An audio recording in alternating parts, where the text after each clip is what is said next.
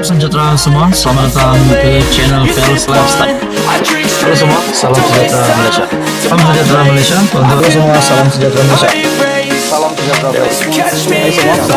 Halo semua, salam sejahtera Malaysia.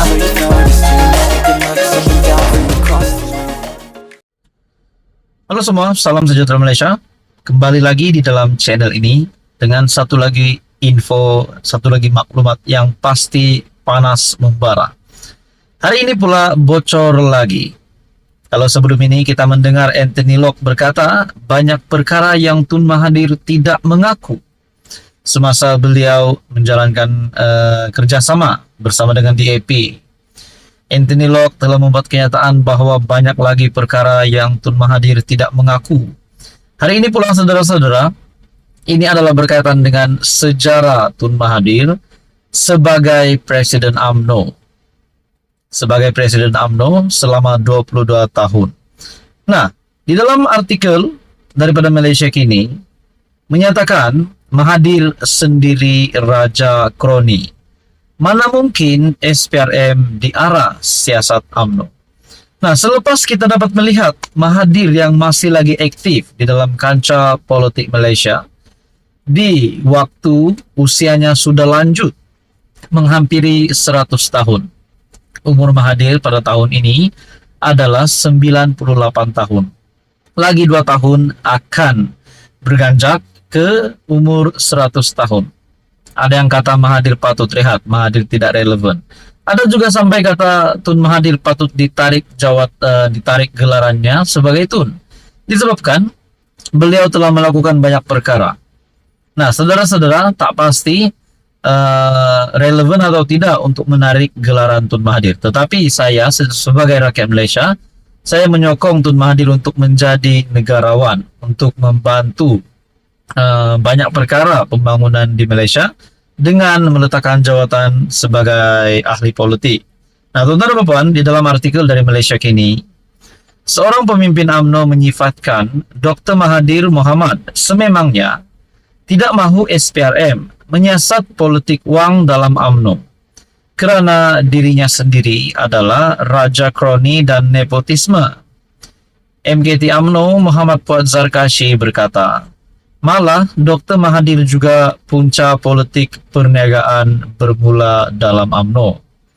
Macam mana nak suruh SPRM siasat? Tun M sendiri Raja Kroni dan nepotisme. Dia bail out syarikat perkapalan milik anaknya Mirzan masa kegawatan ekonomi. Dia bawa masuk Tun Daim Zainuddin dalam UMNO. Bermulalah politik perniagaan dalam UMNO. Para korporat makin minat merebut jawatan parti. Tun Mahathir tidak peduli semua itu, harta UMNO aram, asalkan dia, anak dan kroninya selamat. Sebab itu, mana mungkin SPRM diarah untuk siasat, tulis Muhammad Puat dalam satu hantaran di Facebook. Nah, kalau benar apa yang dinyatakan Puat Zarkashi ini, adakah selepas ini pihak-pihak berkuasa, termasuk SPRM pada hari ini, boleh menyiasat Tun Mahathir dan anaknya? Ataupun kroni-kroni Tun Mahathir semasa Mahathir menjadi pemimpin dalam UMNO? Nah, bukankah perkara itu juga tidak mustahil untuk berlaku? Dalam artikel ini juga menyatakan, untuk rekod, Dr. Mahathir menjadi Presiden UMNO kira-kira 22 tahun dari 1981 sehingga persaraannya pada 2003.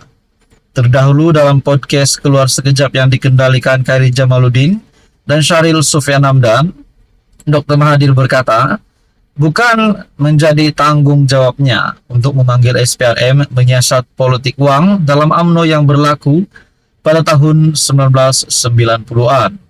Jelas Dr. Mahathir, pihak berkuasa tidak seharusnya menunggu arahan untuk bertindak jika menyadari berlaku sebarang penyelewengan ataupun politik wang dalam UMNO. Tambahnya, dia tidak boleh dipersalahkan atas budaya rasuah yang menular dalam UMNO sewaktu memimpin parti itu. Apa komen Anda? Mungkin ada sesuatu perkara yang tidak selesai di sini. Saudara-saudara, tuan-tuan dan puan, teruskan bersama di dalam channel ini untuk info yang seterusnya. Mohon bantu channel ini dengan menekan butang like, share, dan juga subscribe. Halo semua, salam sejahtera Malaysia, tuan-tuan dan puan yang amat dihormati.